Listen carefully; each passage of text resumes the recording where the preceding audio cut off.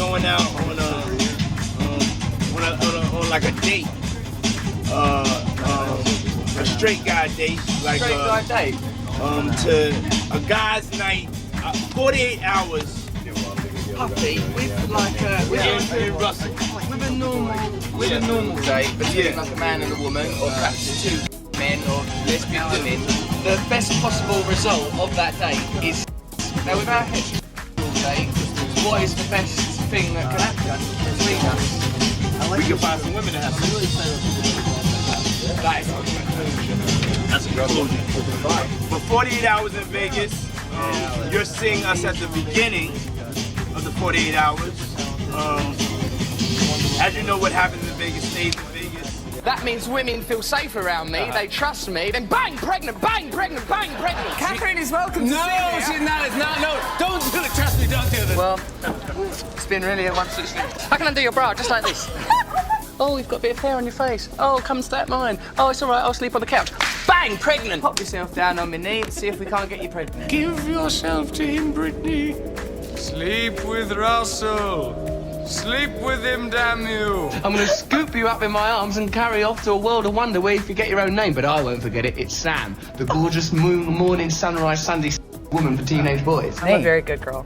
Are you good? Mm-hmm. I don't think God would give you that body and then give you sort of morality. And if I connect with that, then we'll be okay. Careful, because that's a low-cut dress. Oh, sorry. Okay. I'm only flesh and blood. I've got instincts. Oh, Look at them They could lactate any moment. When wild parties in Hollywood's biggest name esco collide, you never know what secrets will be spilled. But when it's Diddy and Russell Brand at the center, things get way more intense than anyone ever imagined. We've moved over here, we enjoy it. We're here at the white party. P. Diddy's right up there. Diddy's over there. Ashton Kutcher is right up there. Over there. Unbelievable. Marilyn Monroe just there. She's got something going up her frock. Absolutely. Dirty. That's Marilyn Monroe. These two people have been strangers to the spotlight, and over the years, their paths cross in ways that no one saw coming, but behind the glamour and flashing lights, there's always something going on. Diddy's new to me, right? He looked after me. He took me on an enforced holiday to Vegas. Now, I like him. He's very influential. Say that you don't want to do something, and Diddy does want you to do it. It's really hard to not do that thing. Is it the mind fucking or? He's a bit like the mind fucking. I got it. So he's a good laugh, but if you, imagine you get very friendly with him, he might ask you for loads of favours, and then you can't say no to him. That's my worry, because I've become friends with him now. Russell has recently admitted that Diddy's influence was hard to escape. He even joked about how he felt like he'd become Diddy's personal fish feeder, making light of just how powerful the rapper's reach was. But how did these two stars find themselves at the heart of such controversy? Well, it all began when Russell Brand found himself whisked away by Diddy on what he called an enforced holiday to Las Vegas during the filming of their 2010 comedy Get Him to the Greek. But this trip was not a regular boys' weekend. In one of Russell's memorable recollections, he described Diddy as a very intense man, and revealed that Diddy didn't just invite him, he practically demanded that Russell come along. The rapper, larger-than-life persona wasn't just for show. It carried into his private life, and it was something Russell quickly realized he couldn't avoid. He found himself out of control in this situation, as he put it. He felt like he didn't have much choice. And when Diddy extended the invitation, even if he wanted to say no, Russell has recently admitted that Diddy's influence was hard to escape. He even joked about how he felt like he'd become Diddy's personal fish feeder, making light of just how powerful the rapper's reach was. But how did these two stars find themselves at the heart of such controversy? Well, it all began when Russell Brand found himself whisked away by Diddy on what he called an enforced holiday to Las Vegas during the filming of their 2010 comedy Get Him to the Greek. But this trip was not a regular boys' weekend in one of Russell's memorable recollections. He described Diddy as a very intense man and revealed that Diddy didn't just invite him, he practically demanded that Russell come along, the rapper. larger-than-life persona wasn't just for show. It carried into his private life, and it was something Russell quickly realized he couldn't avoid. He found himself out of control in this situation, as he put it. He felt like he didn't have much choice. When Diddy extended the invitation, even if he wanted to say no, I don't want to be nobody's. I've worked too hard in life. Not even Diddy's. Russell Brand's discomfort was clear in how he described the trip. And it became obvious that the power dynamic between them was heavily skewed. While he was used to being the star of the show in his own right, Diddy's influence was on another level.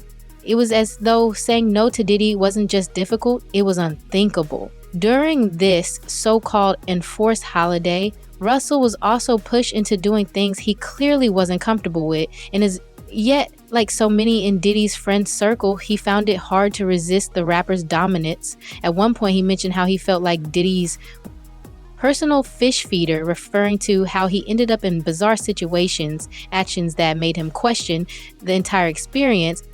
Russell Brand's comedic retelling of the trip highlighted just how overpowering Diddy's personality could be, but there was an undertone of real discomfort behind the laughter for someone like Russell.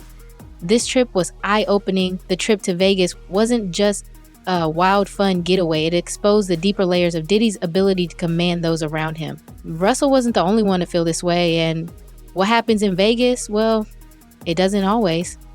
Stay there. The trip left an impact on Russell, but these two stars were only one piece of a bigger puzzle. Their real-life friendship mirrored some of the scenes and get him to the Greek in the film. Diddy plays a sleazy record label executive, a character many fans now look at with a fresh set of eyes.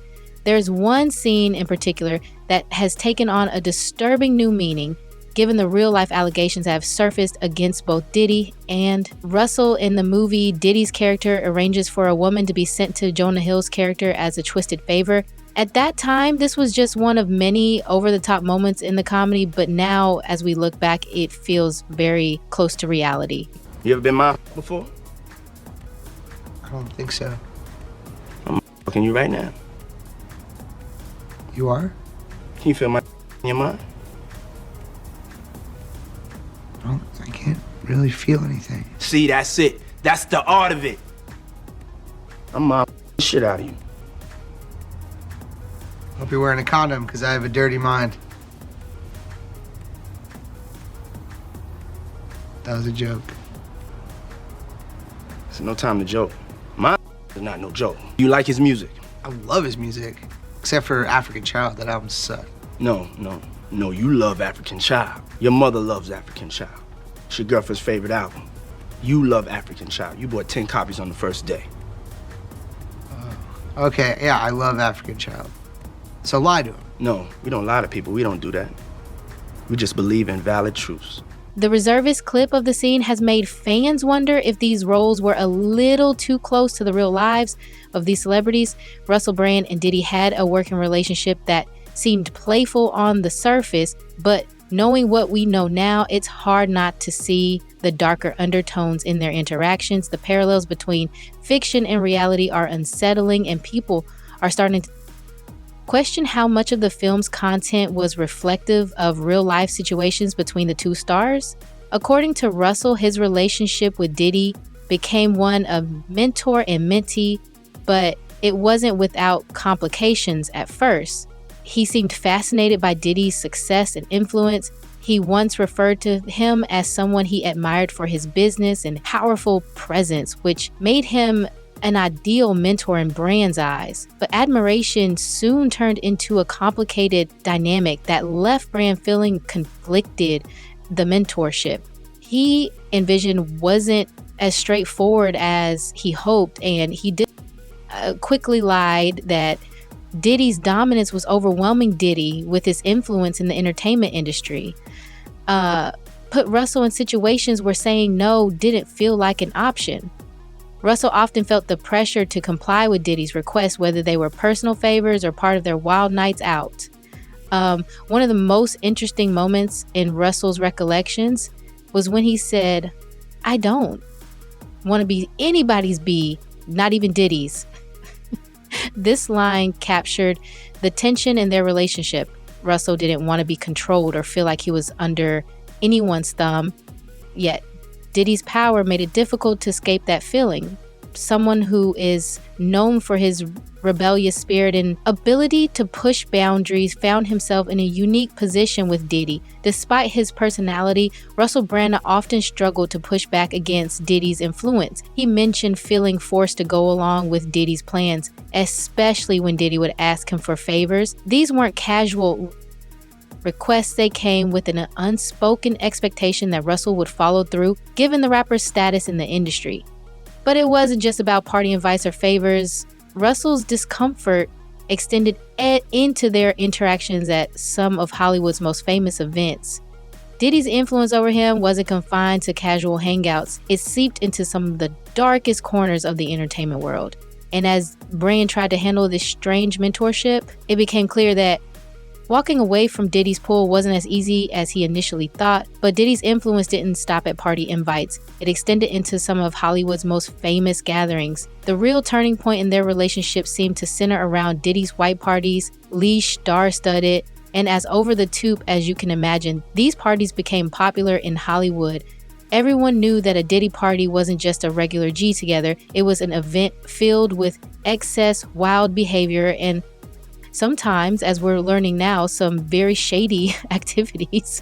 It's a lovely party. The dead have risen from their graves, haven't they? Absolutely no. I mean, things happen in Los Angeles that you can't. Interestingly, Russell was even spotted at one of Diddy's parties, where celebrities from all over would gather dressed in AOH and take part in the wild festivities. These parties were always full of mystery, and talks about what went on behind closed doors were massive. It's no surprise that these events have now come under even more scrutiny, as legal scandals surrounding Diddy and F. Diddy is notorious.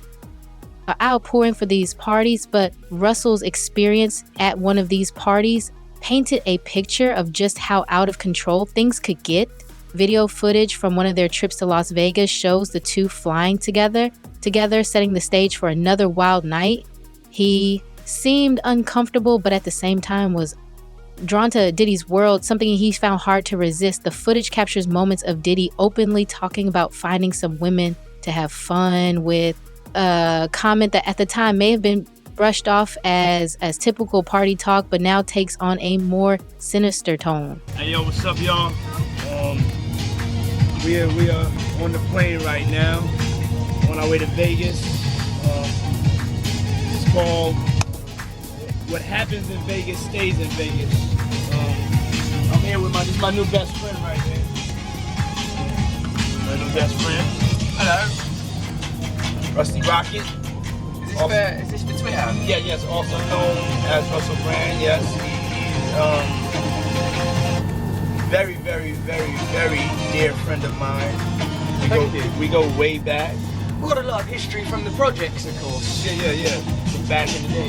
Very rough in those days, a lot of bother in the projects, but we've come through it now. Things seem to be working out. Yeah. And I'd like to. Does this fit? It felt a little. I'm sorry. Liked it. Yeah, you liked it? Yeah, I felt so affectionate. I didn't feel comfortable enough to sort of start embracing you, so I didn't want to be. Oh no. As we re-examine these clips, it's clear that the undertones of their friendship were more than just surface level fun. Diddy's casual references to such behavior reveal the dark side of these events. The wild nature of Diddy's parties, combined with his powerful status in Hollywood, made it difficult for those in his orbit to push back. Russell Brand's own account suggests that while he found these situations uncomfortable, he often felt like he couldn't leave or say no. The party footage reveals just a glimpse of the darker side of these events, but there's no way we can imagine what actually happened there. Russell's involvement in these events, paired with Diddy's commanding presence, created an ATM sphere where questionable actions could be easily overlooked. Looking now, as both men face legal issues that are sending shockwaves through the entertainment industry, fans are beginning to connect the dots between their wild party days and the more serious allegations against them. The footage from their Vegas trip and Diddy's parties are now under intense scrutiny, with many people questioning the true nature of their friendship and the events they were part of, and how does it tie into the legal stuff that both men are now entangled in. These aren't just stories from the past. They're pieces of a puzzle that is still being pieced together as the dark side of their Hollywood connections continues to unfold. Amidst this litany of astonishing, rather baroque attacks are some very serious allegations that I absolutely refute. These allegations pertain to the time when I was working in the mainstream, when I was in the newspapers all the time, when I was in the movies, and as I've written about extensively in my books, I was very, very promiscuous. Now, during that time of promiscuity, the relationships I had were absolutely always consensual. I was always transparent about that then, almost too transparent. And I'm being transparent about it now as well. And to see that transparency metastasized into something criminal that I absolutely deny makes me question, is there another agenda at play? In case why all don't know, both Diddy and Russell Brand are facing serious accusations. Diddy with human and racketeering charges and Russell accused of assault by multiple women. The gravity of these allegations has sent shockwaves through Hollywood, leading fans to revisit the earlier days of Diddy and Russell Brand's careers. These things have taken on a life of their own, with social media buzzing and discussions writing about the troubling issues that have been beneath the surface. A person commented saying Russell used at least 377 baby oil bottles himself, mostly on himself and partly on whom ever. Another one wrote, man, these two are lit like a couple of Christmas trees. The connection between their past antics and their current legal troubles is striking. Many people are drawing uncomfortable comparisons between their on-screen personas and the disturbing allegations they now face, in particular scenes from Get Him to the Greek, where Diddy's character engages in questionable behavior, are being scrutinized with fresh eyes as viewers dissect these moments. The strange overlap between fiction and reality raises eyebrows. For instance, scenes depicting reckless partying, objectifying women, and a lack of accountability, which name a beggar something in New York residents, versus scenes of couples being partying, performing together. They average out to 16 hours a frick and e-ranking. All right, paper her.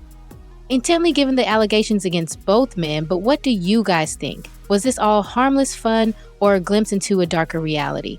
Let me know your thoughts in the comments below, and don't forget to like, share, and subscribe for more Hollywood stories.